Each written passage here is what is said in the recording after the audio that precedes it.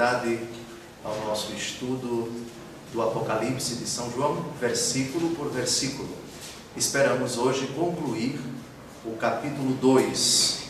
Já estamos na quarta carta das 7 escritas aos anjos de cada uma das 7 igrejas do Apocalipse, contidas nos capítulos 2 e 3. Vamos recordar, essas cartas são a Éfeso, Esmirna, Pérgamo, Tiatira, Sardes, Filadélfia e Laodiceia.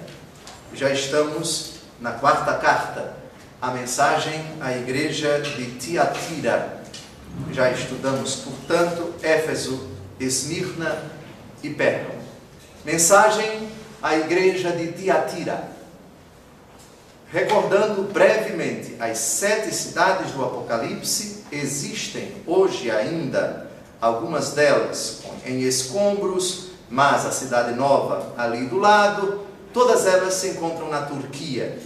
Tiatira era uma pequena cidade do Vale do Licos. Hoje tem pouco mais de 150 mil habitantes, é uma cidade de porte médio para a Turquia. Na época em que o Apocalipse foi escrito, ela vivia do comércio e da indústria. Os ramos principais, os negócios que mais floresciam na época eram a tinturaria e a tecelagem. Em virtude da existência próxima de minas de zinco, desenvolvia-se também a indústria que trabalhava o bronze. Anualmente celebrava-se com sacrifícios especiais o dia da divindade protetora. Vamos então ao primeiro versículo da carta que o Senhor Jesus determina que São João escreva ao anjo da igreja de Tiatira. Ao anjo da igreja de Tiatira escreve: eis o que diz o Filho de Deus, que tem os olhos como chamas de fogo e os pés semelhantes ao fino bronze. Nós já vimos que anjo, no contexto do Apocalipse, não é o bispo, é anjo mesmo. Como isso acontece? Acontece normalmente porque estamos em um âmbito de uma visão. Graças ao livro do Apocalipse e também ao Evangelho segundo Mateus, a tradição mais antiga da igreja afirma, com grande fundamento escriturístico, que não só cada pessoa tem o seu anjo da guarda, mas também cada cidade. E a prova está aqui. Ao anjo da igreja de Tiatira escreve: caríssimos, a expressão Filho de Deus, ela foi proferida por quem nos evangelhos? Que dizem os homens acerca do Filho do Homem? Do Filho do Homem. Os apóstolos dizem, uns dizem que és Elias, outros que és Jeremias, outros João Batista, outros um dos profetas. E para vós, quem eu sou? Pedro se adianta e diz: tu és o Cristo, o Filho de Deus vivo. Bem-aventurado és tu, Simão, filho de Jonas, porque não foi a carne nem o sangue que te revelaram isto, mas o meu Pai que está nos céus. E eu te declaro, tu és Pedro, e sobre esta pedra edificarei a minha igreja. Aqui nós temos uma promessa de nosso Senhor, aquela criatura que foi a primeira na Bíblia a professar a divindade de nosso Senhor Jesus Cristo. A fé de Pedro é imprescindível precisamente por isso, porque ele foi o primeiro, inspirado pelo Espírito Santo, dom do Pai, que professou aquilo que é o núcleo, a essência da pessoa e da missão de Jesus. Tu és o Cristo, o Filho de Deus vivo. Aqui, Jesus se autodenomina Deus, Filho de Deus. Se bem que no Antigo Testamento essa expressão não é aplicada apenas a essa personagem, que nos profetas tardios, sobretudo Isaías e Jeremias, ela se identifica com a pessoa do Messias, mas no Novo Testamento, o sentido dado por São Pedro e pelo próprio Jesus Cristo é único. Trata-se de um título que explicita a divindade de nosso Senhor Jesus Cristo. Filho de Deus, portanto, Jesus é Deus. A expressão olhos como fogo em chama e pés semelhantes ao fino bronze, ela já apareceu no Apocalipse. A explicação eu não vou dar, porque já foi dada. Deem uma olhada no capítulo 1, versículos de 14 a 15.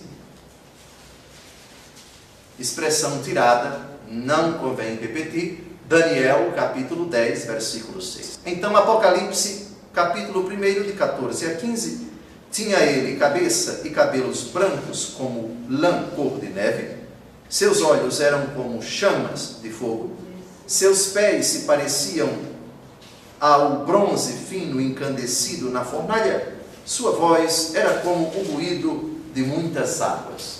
O significado do fogo, do bronze, incandescido e assim por diante, isso já foi dito. Jesus, de novo, se identifica com essa figura já citada em Daniel, capítulo 10, versículo 6.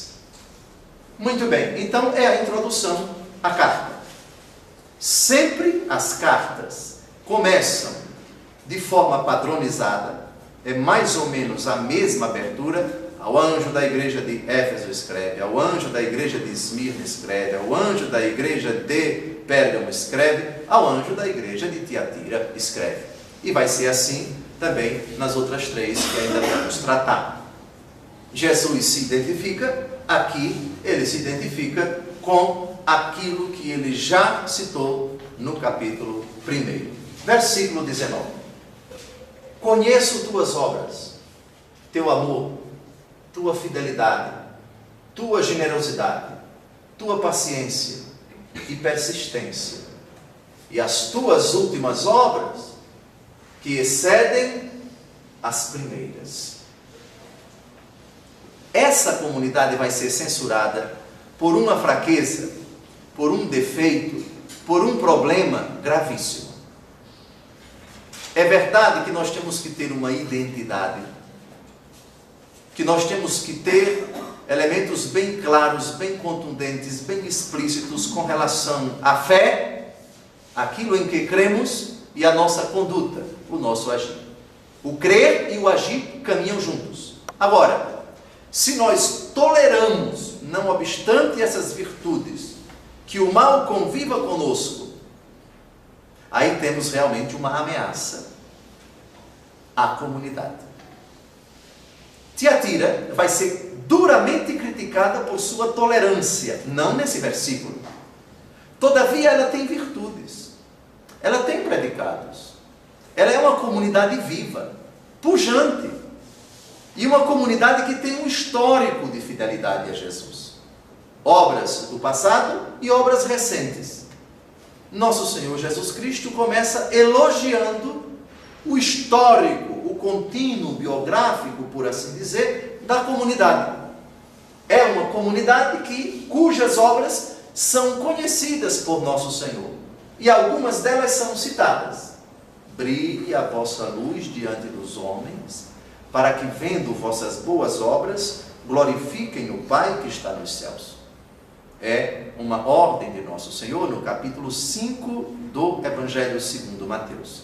E é uma comunidade que brilha, porque ela tem boas obras. Obras de amor, de fidelidade, de generosidade, paciência e persistência. E as últimas significam as mais recentes. As que foram do conhecimento de nosso Senhor nos últimos tempos. Tuas obras mais recentes, ainda mais numerosas que as primeiras. A comunidade de Tiatira tem manifestado progressos na vida cristã em relação ao passado. A comunidade hoje é mais viva, é mais atuante, é mais virtuosa, é mais persistente, é mais perseverante, é mais caridosa, é mais fiel a Jesus que no passado. São Paulo, na carta aos Filipenses, capítulo 1, versículo 6, diz: eu estou convencido de que aquele que iniciou em vós essa obra excelente vai levá-la à perfeição. E essa palavra é chave para São Paulo e também para o próprio Jesus Cristo, que, a título de exemplo, no final do capítulo 5 de São Mateus diz: sede perfeitos, como vosso Pai Celeste é perfeito. E a perfeição, nós sabemos, é um dom, mas também uma conquista. Ninguém chega à perfeição se não progride, se não se aperfeiçoa, se não se supera com a graça de Deus. E aqui temos uma típica comunidade cristã que ao longo do tempo evolui, amadurece, se aperfeiçoa naquelas obras que agradam tanto a nosso Senhor. Versículo 20. Depois do elogio, agora vem a advertência, como aliás sempre deve acontecer. A pedagogia, na hora de corrigir, sempre recomenda que se parta daquilo que é digno de reconhecimento, que se diga de fato a virtude da pessoa, o progresso dela, o seu passado naquilo que há de virtuoso, de digno, de merecedor de reconhecimento, de elogios, de aplausos, etc. Mas tenho contra ti que permites a Jezabel, mulher que se diz profetiza, seduzir meus servos e ensinar-lhes a praticar imundícias e comer carne imolada aos ídolos. É uma comunidade que não tem sido suficientemente radical com uma personagem misteriosa.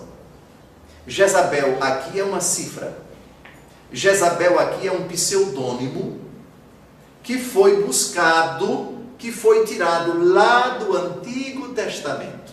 É o seguinte: o rei Acabe, rei de Israel, na época em que o primeiro livro dos reis e o segundo livro dos reis foram escritos, Acabe casou-se com uma mulher fenícia. Os fenícios eram pagãos, adoravam muitos deuses, e o maior dos deuses, ou pelo menos um dos mais importantes dos deuses dos fenícios, chamava-se Baal.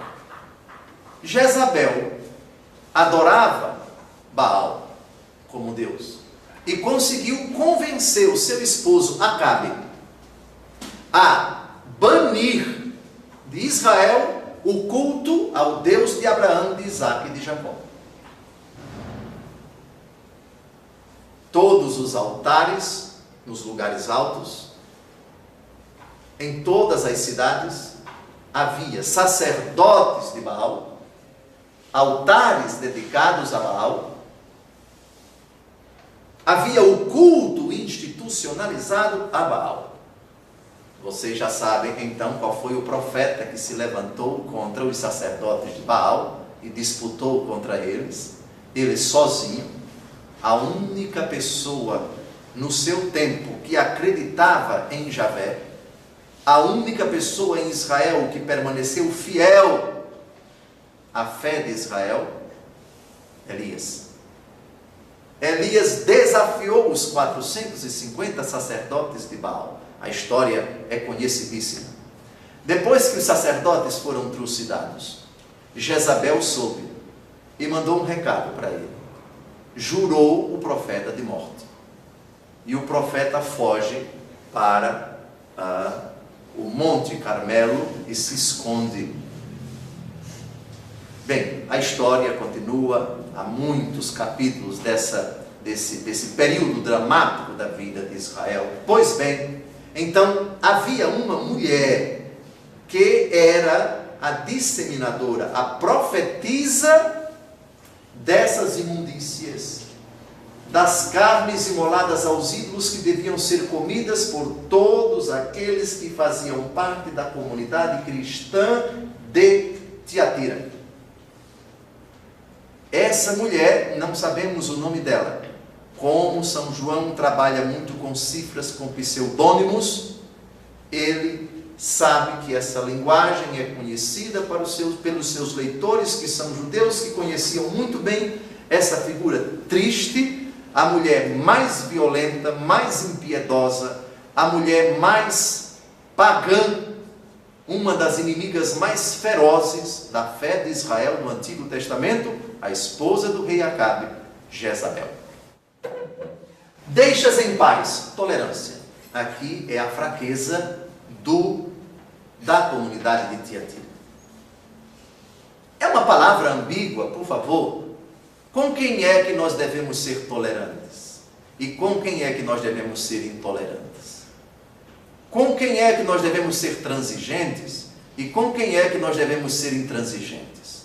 Hoje se fala muito de tolerância e intolerância, transigência e intransigência. É simples. A intolerância é com o pecado. A tolerância é com o ser humano, passível de fragilidade, de queda. A tolerância é com o ser humano, mas não com o pecado dele. Tirem isso daqui e não façam da casa do meu pai um covil de ladrões. Isso é intolerância legítima. Isso é intolerância legítima.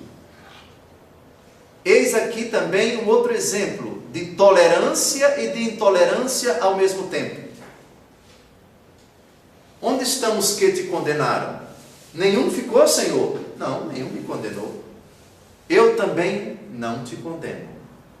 Vai, e de agora em diante não peques mais. Eu não te condeno. Tolerância com o pecador. Não peques mais. Intolerância com o pecado. Ficou claro? Ficou claro? Muito bem. Então, essa regra básica não estava sendo observada pela comunidade. Essa pessoa estava simplesmente agindo, difundindo suas ideias, catequizando no mau sentido, semeando no coração dos cristãos de Tiatira essas ideias, esses ensinamentos, práticas imundas e atitudes idólatras. Muito bem. Tolerância e complacência para com tendências errôneas e correntes doutrinais perigosas. Deixar em paz significa isto. Não, eu não vou me meter, eu tenho que ficar calado, deixe, porque a liberdade de expressão, deixe, porque hoje nós vivemos num mundo de pluralidade, cada um pensa o que quer, fala o que quer, diz o que quer, e nós devemos respeitar. Sim, certo, desde que você conjugue isso com o direito que você tem a professar a sua fé e o dever que você tem de proteger aqueles que Deus colocou sob os seus cuidados de qualquer ameaça à fé. Na sua jurisdição, no âmbito em que nosso Senhor colocou você para cuidar, para zelar, para proteger a santa fé, o patrimônio da fé, aí você deve ser absolutamente intransigente. Vivemos, sem dúvida alguma, numa sociedade pluralista. Mas se uma pessoa chega aqui na paróquia de Santo Expedito, e começa a ensinar algo que é contra a fé católica, epa, alto lá, aqui não. Você vai pregar isso lá na rua, vai pregar na sua casa, vai pregar, aqui não, de forma alguma. Ah, mas onde está o direito de liberdade de expressão? Da porta, daquele portão para lá, é extremamente respeitado, mas aqui nós temos um pensamento, aqui nós temos uma doutrina, aqui nós temos uma concepção de vida, aqui se professa uma fé católica bem clara, bem definida. Está claro? Também dentro de casa lá, a mãe católica, a mãe catolicíssima, o pai também católico, o filho de vez em quando chega lá e começa a criticar a igreja católica, a zombar, ridicularizar, dentro da casa do católico, epa, alto lá. Você tem direito a acreditar no que bem entender, mas dentro da minha casa, não, você não vai criticar a minha fé, não. O que é isso? Esse é o tipo da tolerância perigosa. dos ataques, dos assintes, dos deboches, das provocações, das agressões, das ironias, das piadas maledicentes contra a fé. Epa, alto lá. Jezabel, pseudo-profetiza da seita dos nicolaítas. Vocês já sabem bem, os nicolaítas, do que é que nós estamos tratando. Os nicolaítas eram uma espécie de uma seita sincretista que procurava misturar elementos do cristianismo com o paganismo. E o nicolaísmo fazia concessões ao mundo. Procurava e propugnava um cristianismo que, na verdade, podia se coadunar perfeitamente com as práticas pagãs, com o pensamento do mundo, com as licenciosidades do mundo, com a maldade do mundo. Isso era extremamente perigoso. Profetisa de nome simbólico. Era uma mulher que reivindicava para si o carisma da profecia. Era assim chamada porque sua má influência assemelhava-se à da princesa fenícia, que se casou com o rei Acabe e aproveitou-se da posição para introduzir em Israel a idolatria de sua pátria. Aquilo que eu já falei ainda há pouco. Acabe não devia ter casado com essa mulher. A lei de Israel proibia, pois ele casou com uma mulher, primeiro, muito carismática, segundo, que dominava o marido. Tem mulheres que dominam mesmo o marido. O marido, diante dela, mais baixa a cabeça e balança a cabeça como catenga, pois o rei Acabe fazia exatamente isso. Era dominado completamente pela esposa. Completamente. Vamos ver o texto do primeiro livro dos Reis, capítulo 16, de 29 a 34. No 38º ano de Asa, rei de Judá, Acabe, filho de Anri, tornou-se rei de Israel e reinou 22 anos sobre Israel em Samaria. Acabe, filho de Anri, fez o mal aos olhos do Senhor, e mais ainda que todos os seus predecessores. Como se lhe não bastasse o andar nos pecados de Jeroboão, filho de Nabat, desposou ainda Jezabel, filha de Etbaal, rei dos Sidônios, e chegou até a render culto a Baal, prostrando-se diante dele. Erigiu um altar a Baal no templo que lhe edificou em Samaria. Acabe fez também a Aserá, irritando assim o Senhor, Deus de Israel, mais ainda que todos os seus predecessores no trono de Israel. No tempo de Acabe, Hiel de Betel reconstruiu Jericó. Lançou-lhe os alicerces ao preço de Abirão, seu primogênito, e pôs-lhe as portas ao preço de Segube, seu último filho, assim como o Senhor o predissera pela boca de Josué, filho de Num. Aqui é o primeiro texto que mostra uma das figuras mais terríveis do Antigo Testamento. Violenta, possessiva, que não admitia que ninguém se colocasse no seu caminho, adoradora de Baal, mulher violenta, que não tinha escrúpulos. Todos vocês sabem da vinha de Nabô. Nabô tinha um pequeno terreno ao lado do palácio, e o rei Acabe disse: me venda esse terreno. Ele disse: não vendo porque é de herança. Aí o rei ficou abatido. Jezabel descobriu o abatimento do esposo. Meu esposo, por que você está abatido? Não, é porque Nabô, que tem um terreno aqui do lado do palácio, eu pedi para comprar o terreno, ele não quis me vender, e eu estou abatido. Ela disse: não se preocupe não, que eu resolvo isso. No outro dia escreveu cartas para os parceiros dela, pedindo que eles caluniassem Nabô, dizendo que ele insultou o rei. E Nabô foi apedrejado. E aí ela disse: pronto, ele está morto, agora tome posse do terreno dele. Repare que mentalidade. Uma mulher inescrupulosa. Isso é café pequeno para todas as maldades que ela fez enquanto era casada com seu dominado esposo Acabe, rei de Israel. Segundo livro dos Reis, capítulo 9, versículo 22. Ao vê-lo, Jorão perguntou-lhe: tudo vai bem, Jeú?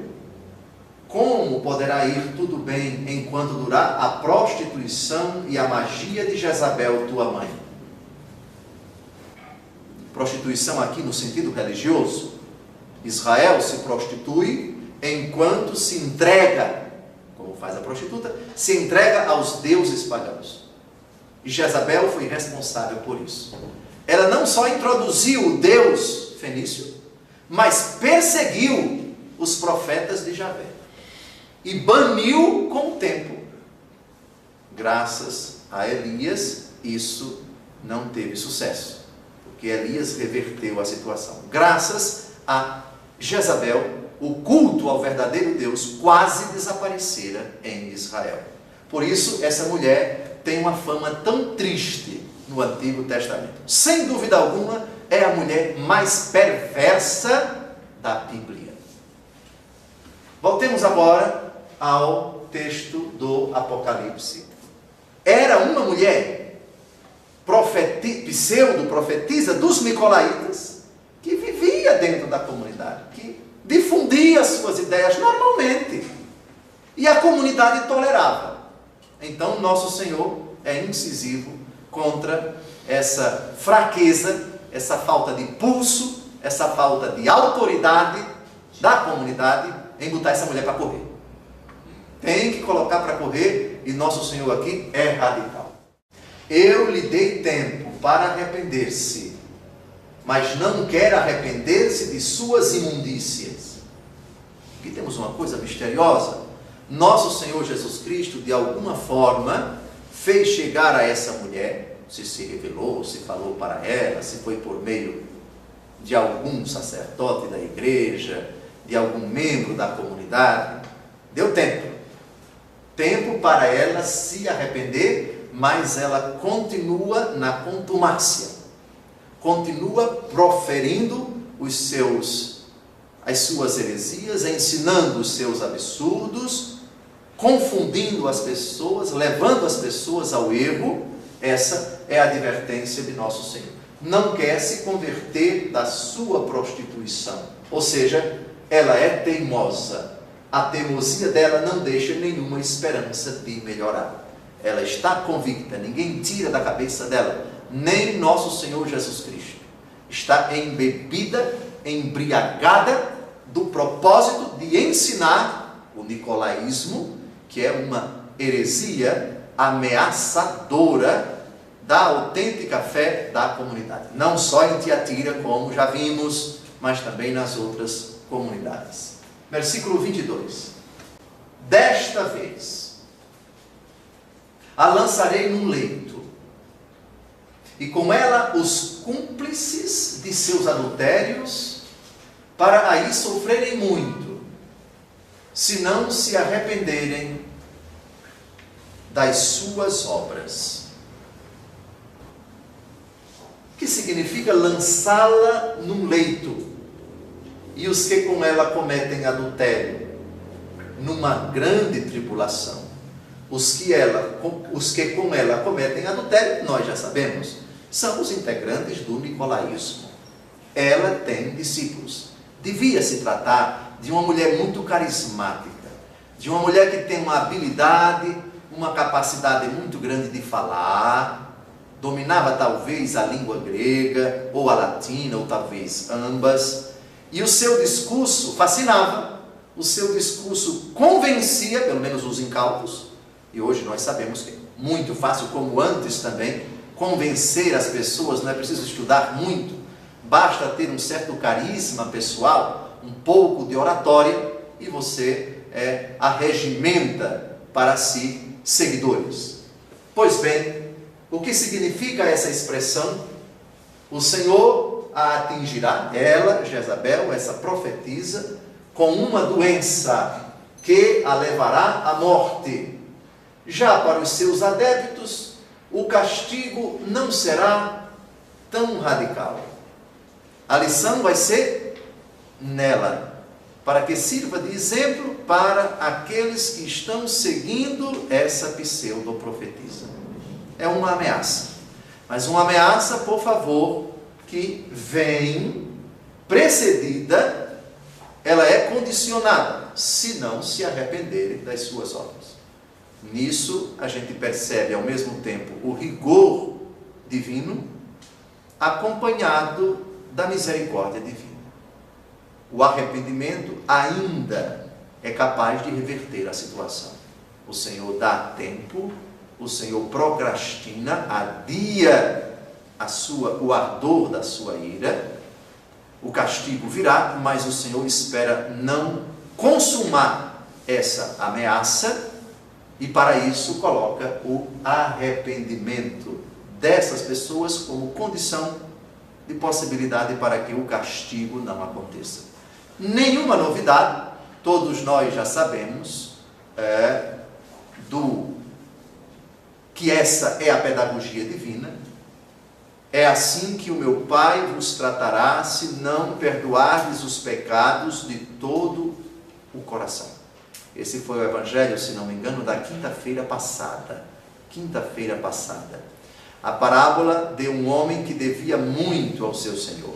O seu Senhor o chamou e disse: preste contas, porque senão você será vendido para pagar o débito, você e sua família. Ele se prostrou diante do Senhor e implorou: dá-me um tempo e eu te pagarei tudo. O Senhor, comovido, perdoou toda a dívida. Quando ele saiu dali, encontrou um que lhe devia uma quantia irrisória, pegou-o pelo pescoço e disse: pague tudo o que você me deve. Ele pediu um tempo: dê-me um prazo e eu pagarei tudo para você. Mas ele não quis saber, colocou-o na prisão. Os seus colegas viram isso, ficaram penalizados e foram dizer ao Senhor, que mandou chamá-lo: servo mau, eu te perdoei toda a dívida porque me suplicaste. Não devias tu perdoar o teu irmão como eu perdoei tua dívida? E ele foi preso e colocado nas trevas, colocado na prisão terrível. E é assim que termina a parábola: assim o meu Pai do céu vos tratará, se cada um de vós não perdoar o seu irmão de todo o coração. É uma ameaça? É uma ameaça pedagógica, cheia de amor. Todavia, sabemos que a ameaça é cheia de amor, é carregada de misericórdia, porque ela vem com uma advertência. Se vocês não perdoarem, se vocês não se arrependerem, se vocês não renunciarem ao pecado, sempre nisso se manifesta a bondade, a compaixão, a ternura, a paciência de Deus Todo-Poderoso, que só em última instância quer emitir a sua sentença rigorosa de condenação. Muito bem. Versículo 23. Farei perecer pela peste os seus filhos, e todas as igrejas hão de saber que eu sou aquele que sonda os rins e os corações, porque darei a cada um de vós segundo as suas obras. Reparem que o leito de dor é associado à figura dessa pseudo-profetisa Jezabel, no versículo anterior. Mas os discípulos dela, como foi dito no comentário ao versículo anterior, não iriam morrer, mas seriam atingidos pela peste. E isso aparece nesse versículo. Seus filhos, que filhos são esses? Aqueles que seguiram a doutrina do nicolaísmo. São os nicolaítas, são os seguidores de Jezabel. São aqueles que dão ouvidos aos seus ensinamentos. O detalhe também desse versículo, que merece atenção, é que essa carta não é dirigida apenas a Tiatira. A lição que o Senhor vai dar a Jezabel e aos seus seguidores é uma lição que será do conhecimento de todas as igrejas. Todas as igrejas hão de saber que eu sou aquele que sonda os rins e os corações. Já explicamos, essa expressão já apareceu no Apocalipse, não já? Sondar os rins e os corações significa: eu conheço tudo de vocês. Eu conheço o que há de mais secreto, o que há de mais abscôndito.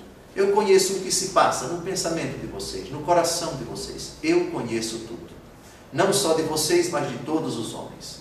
O Senhor sonda, diz o Salmo 138. Senhor, tu me sondas, tu me conheces quando eu me deito, quando me levanto, quando subo as montanhas, quando desço aos abismos. Senhor, tu sabes tudo, tu sabes que te amo, diz São Pedro, no capítulo 21 do Evangelho segundo João. Simão, tu me amas? Senhor, tu sabes tudo, tu sabes que te amo. Muito bem. Versículo 24. A vós, porém, e aos demais de Tiatira, que não seguis esta doutrina e não conheceis, como dizem, as profundezas de Satanás, não imporei outro fardo. O Senhor faz a ameaça. É uma ameaça duríssima. O castigo não vai se abater sobre a comunidade toda. Vai ser somente sobre Jezabel, que vai cair num leito de enfermidade e vai morrer. E também os seguidores dela, que sofrerão uma peste. Serão vítimas da peste, mas não morrerão. Já a comunidade, aqueles que não se contaminaram com essa doutrina de Jezabel, a vós não conheceis as profundezas de Satanás, não imporei outro fardo. Isto é, vocês não serão atingidos por esse castigo. Todavia, se não vão ser vítimas da peste, o recado está dado. O problema de vocês é a tolerância. Vocês têm muitas virtudes, mas têm esse defeito terrível. Vocês não podem ser tolerantes com esse tipo de gente. De novo, Jesus, o intolerante. Evangelho segundo João, capítulo 2. Tirem isto daqui e não façam da casa do meu pai um covil de ladrões. Jesus com um chicote na mão, expulsando os vendilhões do templo. É perfeitamente possível, Dom José, conjugar mansidão com intolerância, brandura com intolerância, misericórdia com intolerância, paciência com intolerância? Perfeitamente. Desde que se coloque bem claro que a intolerância é com o pecado. E a tolerância é com o pecador. Quando você percebe que o pecador, por N motivos, se esforça sinceramente por superar a fraqueza e tem uma recaída, mas ele está se esforçando sinceramente, é lógico que você tem que dar um pouco mais de chance. Eu cito aqui, dos muitos exemplos, sei lá, um jovem dependente de drogas, que vai fazer um tratamento, não sei onde, na Fazenda da Esperança, da Vida ou em qualquer outro lugar. E de vez em quando tem uma crise de abstinência. Vocês sabem que depois que a pessoa se torna dependente, quando você se abstém, o organismo reage, porque fica pedindo aquilo que vinha alimentando aquela dependência, e ele pode ter uma recaída. Mas ele vem se esforçando sinceramente. Ele se esforçou, só que naquele momento, coitado, teve uma crise e caiu. É bem diferente daquele que voluntariamente, livremente, faz uma vez, duas vezes, 3 vezes, 4 vezes, 5 vezes, e não quer sair dessa condição, e já foi advertido, foi aconselhado, foi exortado, e nada. Aí você percebe que não se trata de um pecador que quer deixar o pecado. Pelo contrário, ele quer continuar no pecado. Aí a postura é diferente. Nem sempre, por favor, a gente consegue distinguir até onde o pecador está se esforçando com toda a sinceridade para deixar o pecado, ou se as suas constantes recaídas já são fruto da sua maldade e da sua perversidade. Mas Nosso Senhor nos ajuda a perceber, porque o mentiroso, o cínico, o dissimulado, ele não consegue fingir por muito tempo. Nosso Senhor nos ajuda a perceber, não, aqui ele já está abusando da minha vontade, da minha boa vontade, da minha paciência. Aqui já é perversidade mesmo, aqui já há indícios de um contundente desejo de permanecer na contumácia, e de nenhum esforço, eu estou percebendo, nenhum esforço sincero dessa pessoa de deixar o pecado. Muito bem. Neste caso, nós temos, volte ao versículo 22, eu lhe dei tempo para arrepender-se, mas não quis. Reparem, ela não quis, então já é algo voluntário. Há determinadas pessoas que querem deixar o pecado, se esforçam para isso, mas pela sua debilidade física, ou psicológica, ou espiritual, cai. Mas você percebe que a pessoa está se esforçando. Aí é diferente. Aqui não. Essa sujeita não quer se arrepender. Essa fulana foi advertida, mas não quis deixar as suas imundícias. Então, a ira do Senhor vai se acender a qualquer momento. Profundezas de Satanás. O que significa isso? A carta critica as vãs pretensões de penetrar o que é de Deus, que produziam desvios para um laxismo moral. Profundezas de Deus é o antônimo de profundezas de Satanás. O Espírito conhece as profundidades de Deus, diz São Paulo, na carta aos Romanos, capítulo 8. Vamos dar uma olhada na carta de São Paulo aos Romanos, porque ela tem essa expressão, Romanos 8, de 26 a 27. Outro sim, o Espírito vem em auxílio à nossa fraqueza, porque não sabemos o que devemos pedir, nem orar como convém.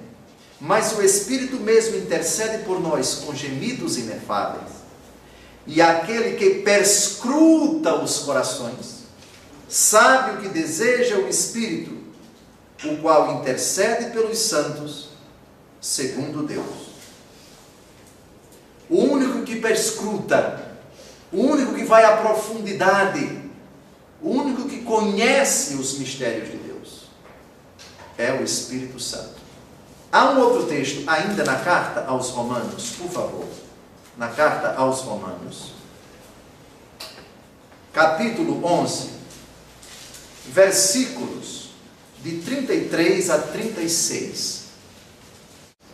Ó abismo de riqueza, de sabedoria e de ciência em Deus!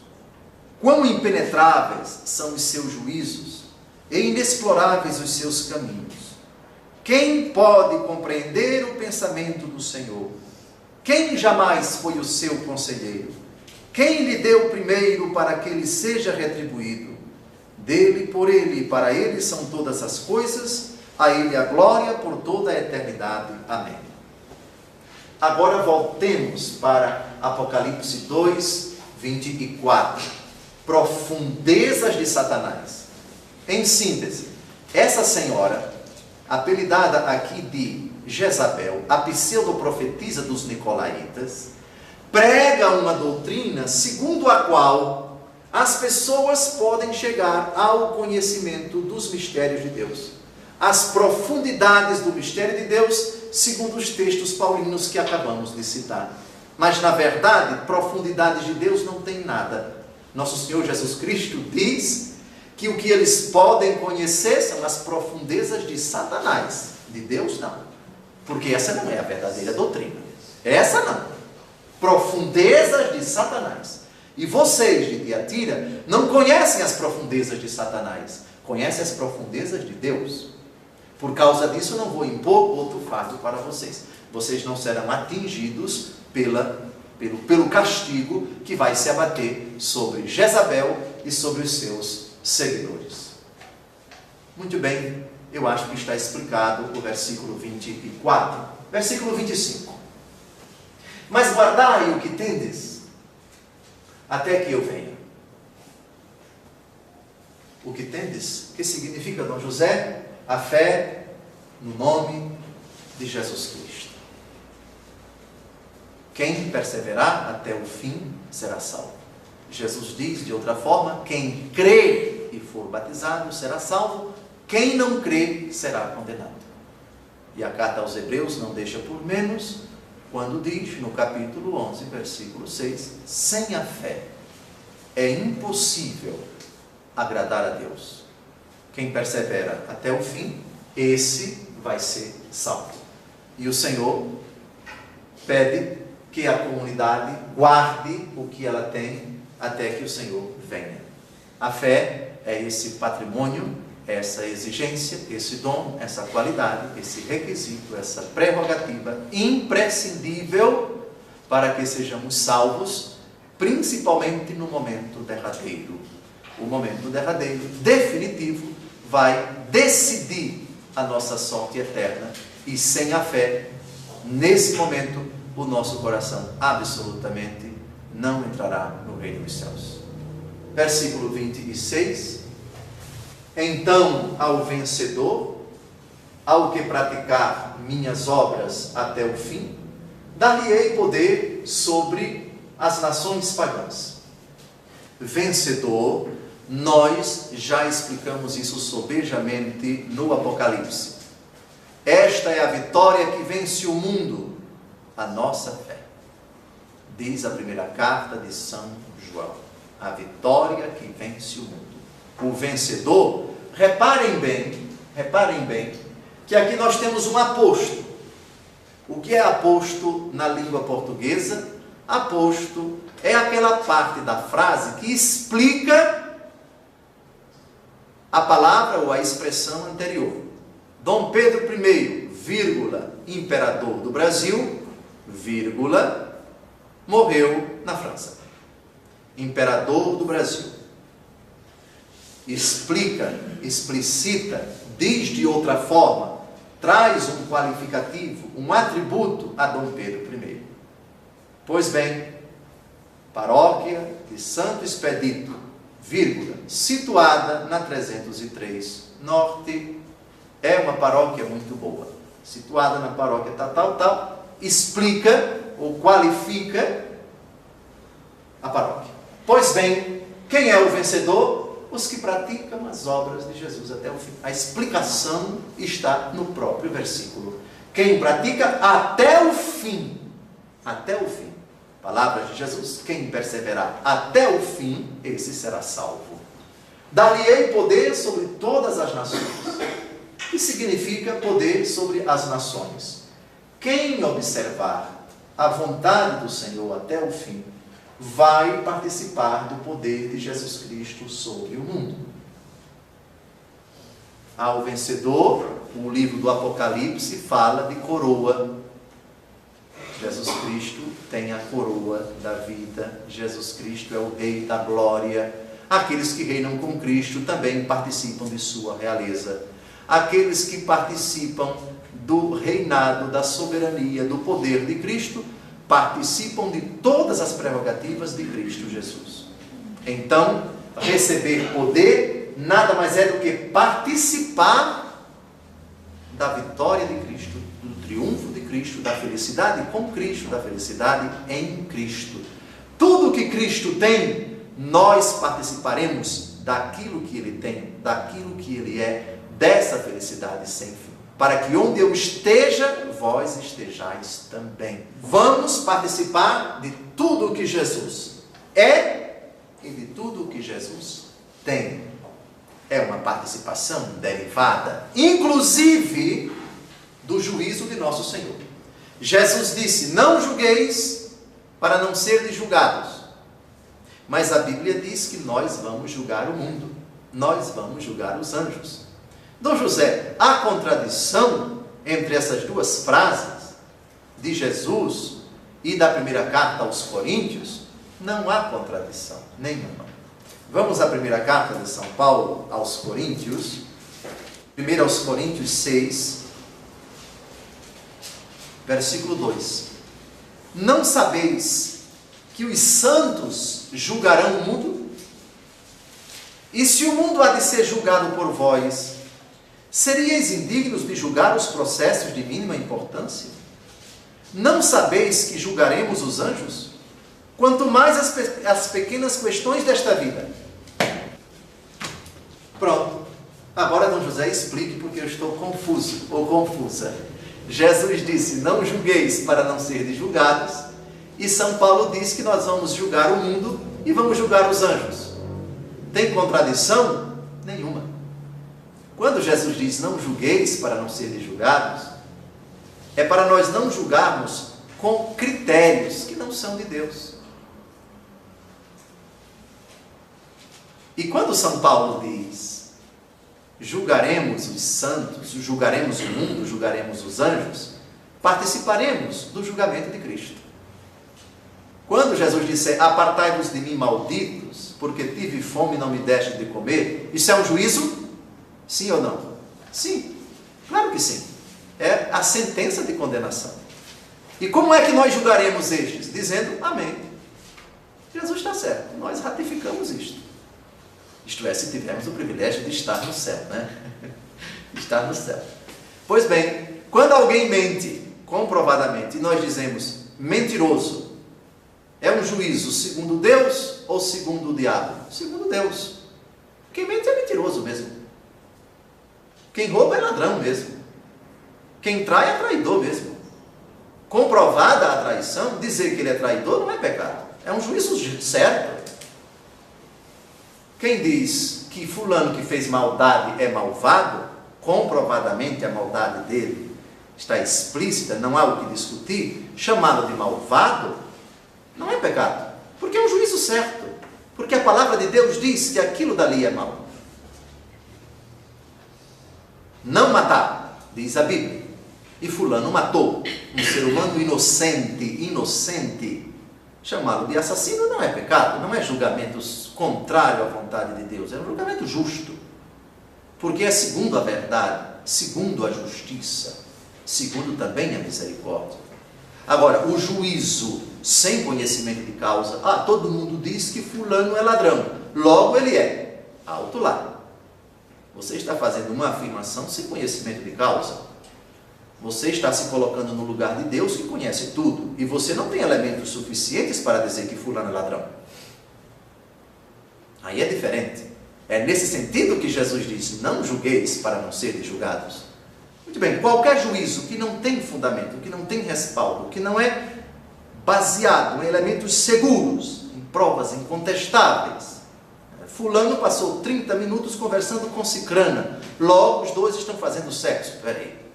Por favor, você não tem elementos seguros para afirmar uma coisa dessa. Isso é uma ilação gratuita.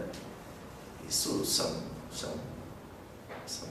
é coisa inaceitável. Enfim, esse é o juízo que nosso Senhor Jesus Cristo condena. O juízo que ele não condena é exatamente o juízo segundo ele, segundo as palavras dele, segundo os critérios dele. Escribas e fariseus hipócritas, sepulcros caiados, isso é um juízo de nosso Senhor. Mas Jesus estava diante de comprovadas evidências da hipocrisia, da contradição dos seus ouvintes. Sepulcros caiados, bonitos por fora e por dentro sois podres. Não há nenhum pecado aqui. Então, não há contradição entre não julgueis e não sereis julgados, não condeneis e não sereis condenados. E julgareis o mundo, julgaremos os anjos, porque se trata de um juízo segundo a verdade, um juízo segundo a justiça. São os nossos juízos de valor. Isso daqui é indecente, porque essa conduta é incompatível com a fé. Isso que você está fazendo é vergonhoso, é inadmissível. Essa palavra dura é indigna, eu não a aceito. Eu recuso esse tipo de comportamento, não admito aqui dentro de casa. São juízos segundo Deus. Juízos que não são pecaminosos. Porque segundo a justiça, segundo a verdade, segundo o amor e segundo a paz. Amor e verdade se encontram, justiça e paz se abraçam. Eu espero que tenha ficado claro essa distinção entre o julgamento que é pecaminoso do julgamento que não é pecaminoso. Ficou claro? Ficou claro? Mas na hora das perguntas nós podemos retomar isso. Está claro? E ele as regerá com cetro de ferro, como se quebra um vaso de argila. Cetro de ferro participará do julgamento de Cristo sobre o mundo rebelde. Vamos ao capítulo 19 do livro do Apocalipse, capítulo 14, capítulo 19, versículo 14, cetro de ferro. Cetro de ferro, 19, de 14 a 15, seguiam-no em cavalos brancos os exércitos celestes, vestidos de linho fino, de uma brancura imaculada, de sua boca sai uma espada afiada, para com ela ferir as nações pagãs, porque ele deve governá-las com cetro de ferro e pisar o lagar do vinho da ardente ira do Deus dominador. De novo aparece essa ideia do cetro de ferro. Então, cetro de ferro significa nós vamos participar do julgamento de nosso Senhor. Vocês sabem que cetro não era propriamente um cajado, era uma peça mais ou menos de 2 ou 3 palmos, que o magistrado, o rei ou o imperador, quando emitia a sentença, ele levantava e batia, como hoje o magistrado bate com um martelo, significa a sessão está encerrada. Então, com o cetro, depois que ele emitia a sentença, o julgamento, e batia na mesa ou em outro recipiente, o assunto está encerrado, o julgamento está decidido. Muito bem, versículo 28. Assim como eu mesmo recebi o poder de meu Pai, e dar-lhe-ei a estrela da manhã. Lembram no início dos Atos dos Apóstolos, quando Jesus disse, toda a autoridade, no final do Evangelho, toda a autoridade me foi dada no céu e na terra? O poder que o Pai deu para Jesus, Jesus dá para os seus. A autoridade de julgar, ele concede àqueles que a ele pertencem. O cetro vai ser dado também para aqueles que perseverarem na fidelidade a Jesus.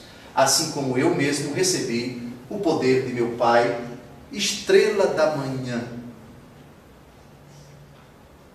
Estrela matutina, que significa o próprio Jesus Cristo.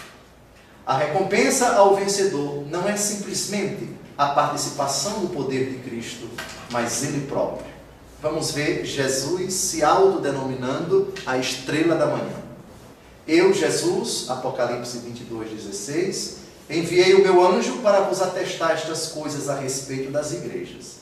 Eu sou a raiz e o descendente de Davi, a estrela radiosa da manhã. Então, aquele que perseverar na fidelidade a Jesus, vai receber a autoridade para julgar, vai receber o cetro de ferro e também vai receber como prêmio o próprio Jesus, que é a estrela da manhã. Encerramos já o capítulo 2. Encerramos. Começaremos o capítulo 3. Boa noite a todos. Boa noite. Prego, prego,